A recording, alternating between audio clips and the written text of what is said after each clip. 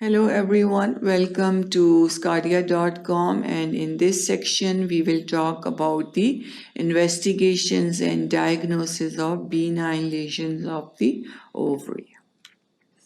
We will talk about the different investigations, what's the differential diagnosis of benign lesions of the ovary, what's the complications, and what's torsion of the pedicle.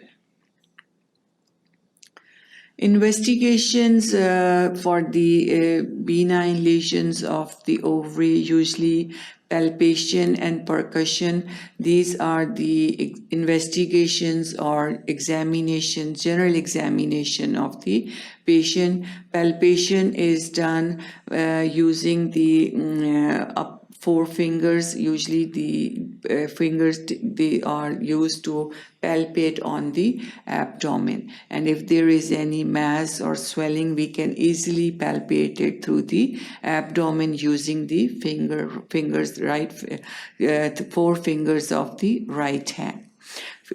If there are cysts present inside the abdomen, on the palpation we feel the cyst, which can be soft cystic structure or it can be dense cyst.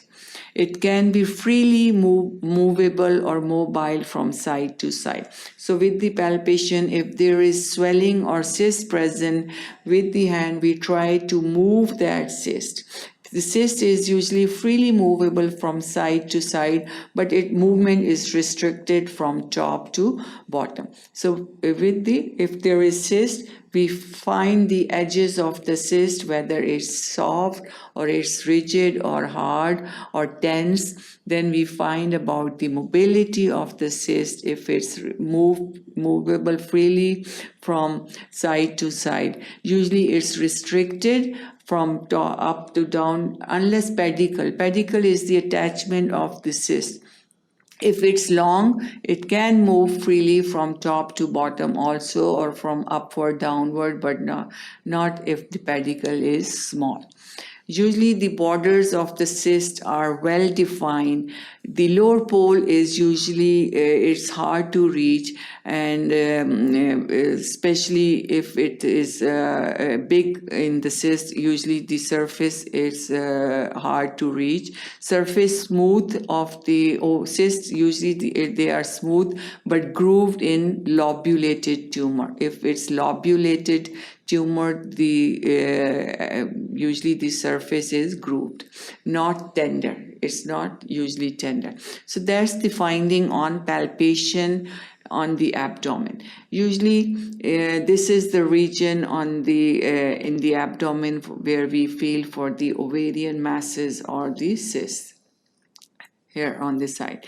And for palpation, the common technique to palpate the mass in the abdomen is you start from the top, go in order, and wherever you feel the mass or cyst, usually then concentrate on that area and try to find this mobility and the margins, and if it's cystic or the solid growth present. Then percussion. Percussion is the technique in which we percuss or produce the sound by tapping on the finger. Usually the middle finger of the right hand is used to percuss the middle finger of the left hand. That's the position for the percussion. And percussion on the abdomen, again, if fluid is present or if the mass is present, usually the sound is dull, and if and it's dull in the center and resonant on the flanks. If there is fluid present, do the fluid thrill. Fluid thrill is the test in which you ask the patient to put the hand in the center, so that can usually displace the fluid from that side. So fluid thrill, patient puts the hand in the center and the doctor with one hand and put the other hand on the other side of the abdomen, and then with the tapping there is the feeling of the thrill because of the movement of the fluid in the abdomen. And usually there is coexisting ascites present also. Ascites is the fluid in the abdominal cavity. So a percussion, usually the center is dull, it's resonant on the side. If ascites is present, fluid thrill is the test in which patient put the hand in the center. Tapping is done on the one side of the abdomen that produce the thrill that is felt on the other side of the abdomen. So these are the test investigations, just the general test. Palpation and percussion are the part of the normal physical examination. As a routine, palpation and percussion are performed when the normal physical examination of the patient is done. If these findings are present on the normal physical exam or complete physical exam of the patient, then we go for more further detailed advanced investigations and testing. So cysts can be smooth or it can be tense. It is freely movable from side to side. It's restricted movement from top to bottom. If pedicle is long enough, it can move from top to bottom. Its margins are smooth, freely palpable, not tender. And again, if associated with ascites, ascites is the presence of fluid in the abdomen. It can be tested by the fluid thrill.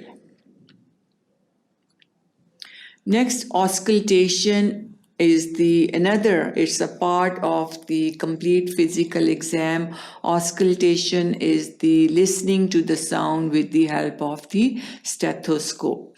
If there is a fluid in the body, in the abdomen, usually there is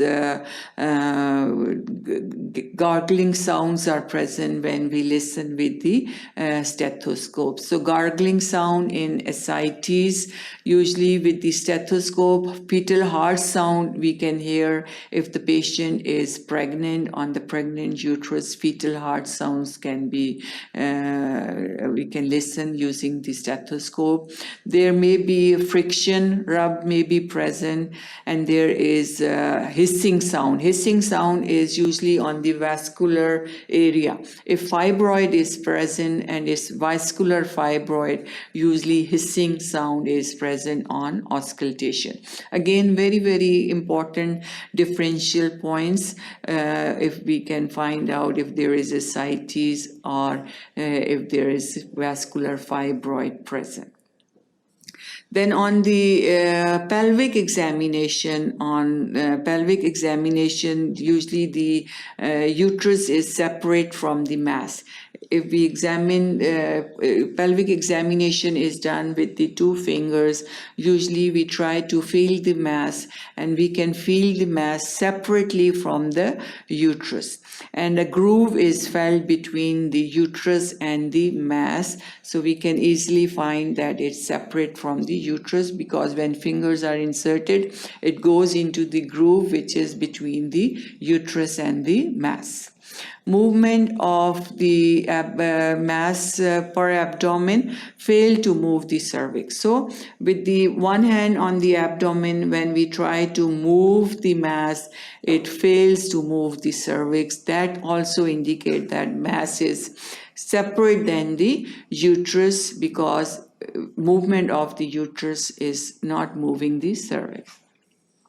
Cervix remains in the stationary position, and there is lower pole of the cyst can be felt through the fornix, and there is absence of pulsation through the fornix. So these are examination of the mass as a part of general physical exam, in which we do palpation, then percussion, then auscultation.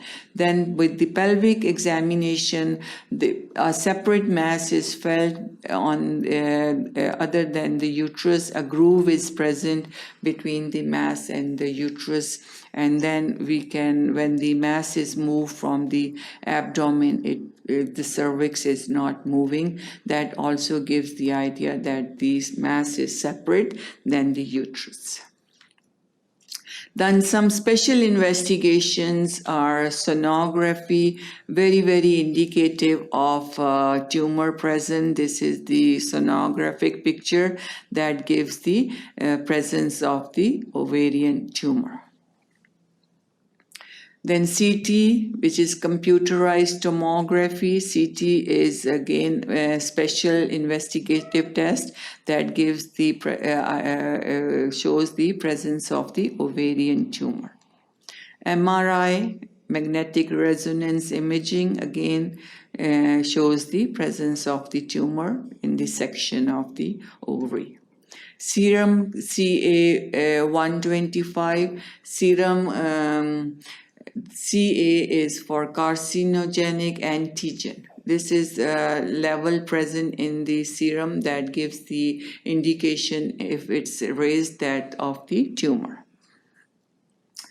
Then we have examination under anesthesia, in which exploration is done.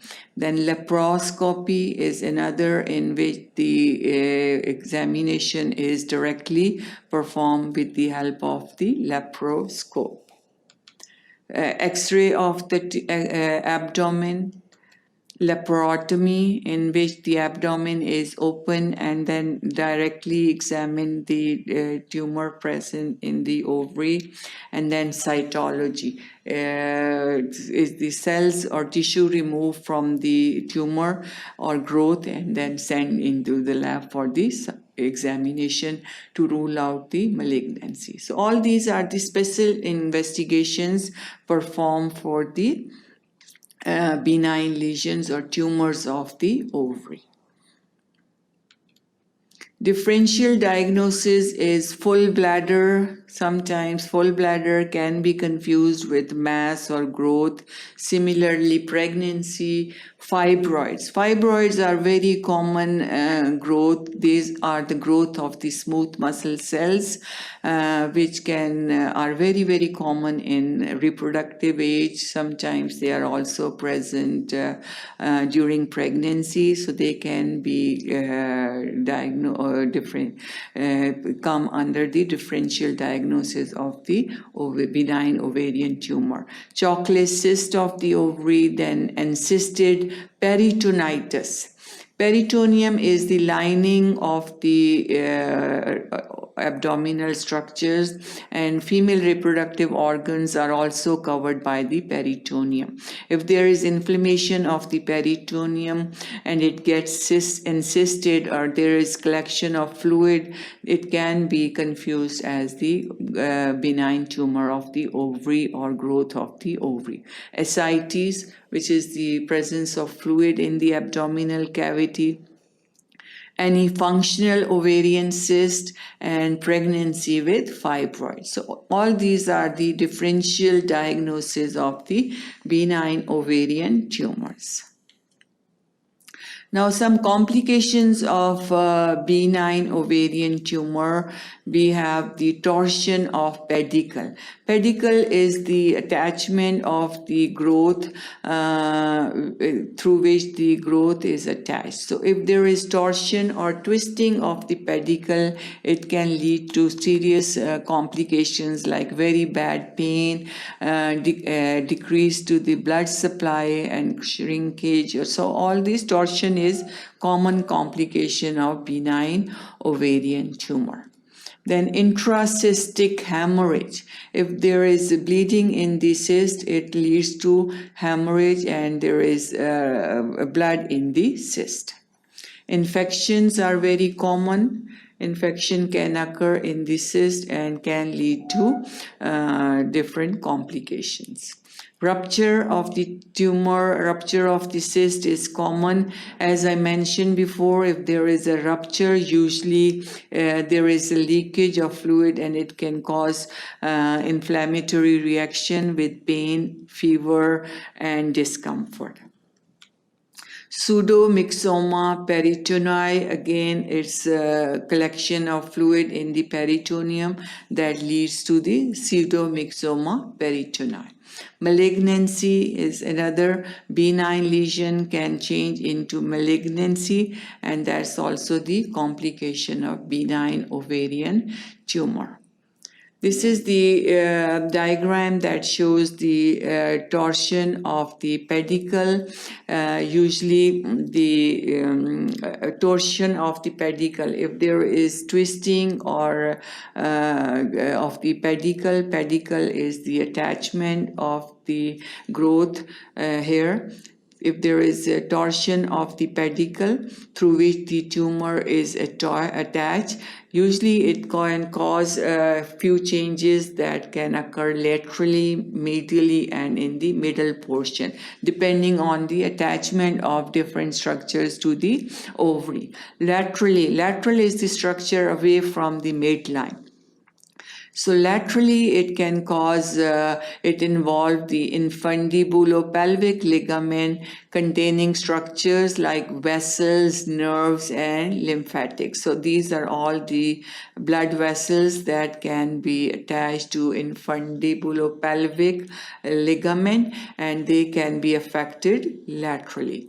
In the middle portion or portion towards the midline, usually it affects the ovarian ligament through which are attached to the ovary.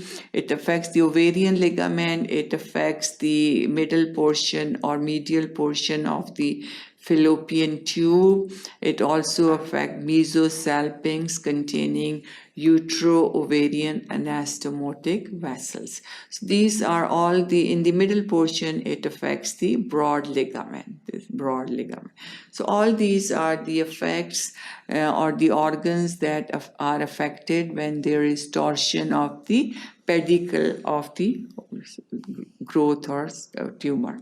So torsion of the pedicle. Then also torsion of the pedicle is common in dermoid or simple serous cyst. If there is a partial rotation, usually it is followed by the complete torsion of the pedicle. Symptoms of torsion of the pedicle or how the patient presents with the torsion of the pedicle.